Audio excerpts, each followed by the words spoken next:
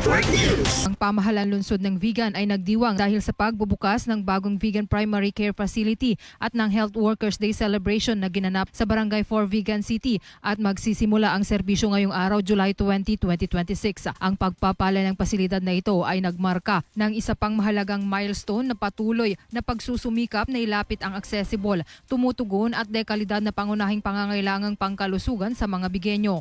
Higit pa sa isang gusali, ang pasilidad na ito ay nakatayo bilang isang testamento sa kung ano ang maaring makamit sa pamamagitan ng malakas na pamumuno, pakikipagtulungan at isang ibinabahaging pangakong pampubliko kalusugan, isang pasilidad para sa mga tao ng Vigan City. Ang bagong pasilidad ng pangangalagang pangkalusugan ay nasang magbibigay ng mas malawak at mas magandang espasyo para sa Vigan City Health Office na pagpapabuti ng paghahatid ng mga pangunahing serbisyo sa pangangailangang pangkalusugan para sa mga outpatient at pagtanggap ng mas malaking bilang ng mga kliyente.